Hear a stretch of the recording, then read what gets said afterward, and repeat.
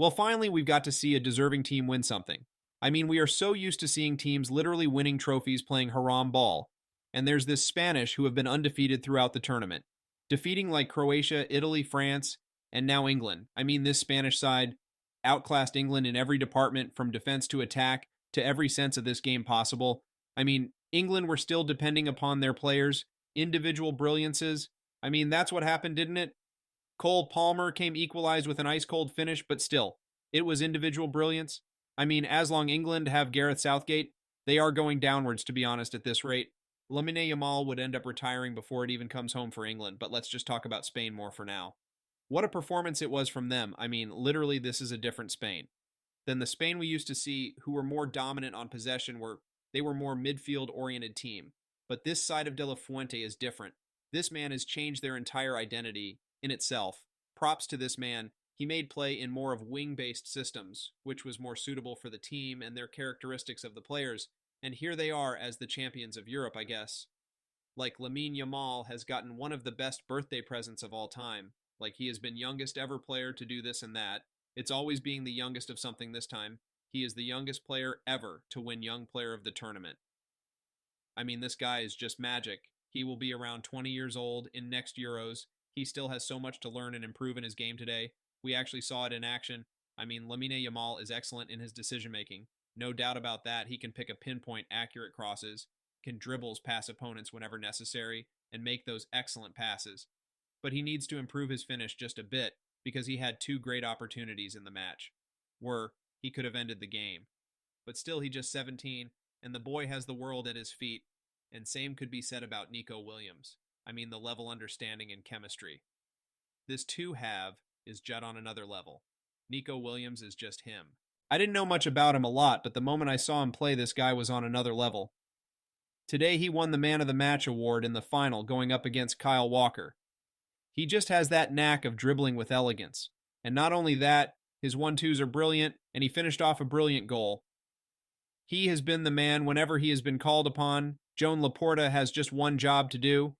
Now either bring Nico Williams in, or resignation is needed from him, because this duo of Lamine Yamal and Nico Williams is a nuclear weapon. And also Alvaro Morata, I know he has always been known as that meme guy or something, and he not contributed that much in terms of goals or assists or anything. But Alvaro Morata is every bit of a player for Spain that Harry Kane wants to be. I mean, this guy was sacrificing himself for his own team. Him being a striker, he is helping in defense. And his general gameplay just allows this Spanish side to be more fluid on the ball. And he allows Nico Williams and Lamine Yamal to shine. More HSI work rate is off the charts. And Dani Olmo, this guy should just go on and thank Toni Kroos, because what a turnaround has it been for him. Balled out against Germany and France, and today made a goal line clearance, because that was a clear goal from Marc Guehi. The ball was supposed to go in, but Olmo had other plans. He saved Spain in way or other, and also winning the joint top scorer of the tournament. Dani Olmo stocks are going up. Then there's Rodri. Even though got off on second half due to some injury scare, still he won the player of the tournament, and deservedly so. And I mean, Rodri or Carvajal have a decent shout for Ballon d'Or at this moment. And like, when does Rodri even have bad game? This guy is definition of consistently being the best in the world. He is not a system player, but the system itself. And his complementary partner, Fabian Ruiz, he just glides on the pitch. He was amazing throughout the campaign. He has had one hell of comeback. Inquire helped him get his confidence back, and the things he does on the pitch is outrageous. And Dani Carvajal, this guy is an unsung hero. He was beast tonight to matter what age he is at. He is the best right back in the world.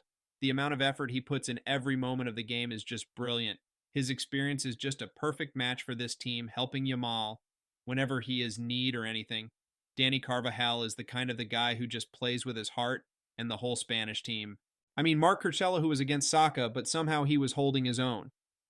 This tournament has been amazing for Marc Curella after not so convincing spell at Chelsea, but this performances would help to reach his best potential. Spain are just too solid in defense with the likes of Robin Lenormand, who was immovable force, as it gets Aymeric Laporte with his line-breaking passes that he does with such an ease, and his carries, which allows Spain to have extra numbers in midfield at times, and also Nacho for his experience and all.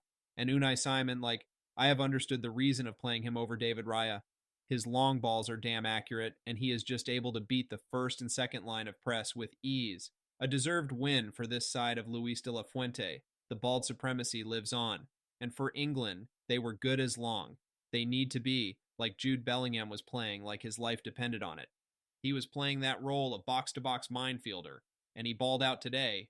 Like, people have to understand that he is not a number 10. He is box-to-box player who has tendency to arrive in the dangerous positions and has that knack, or should I say that Madrid DNA, to bury those chances whenever he has been called upon.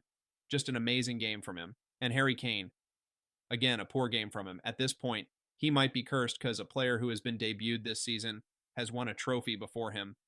They were good in defense at times, but they were just simply outclassed by this Spain side. England have to find a way to solve their mess somehow because the amount of talent they have is bonkers. Put this team on paper against anyone, and you might think they can win. They are like the female version of Avengers. They just can't perform at all. England have to move past Gareth Southgate and sack his ass immediately because even he made them go back in the finals.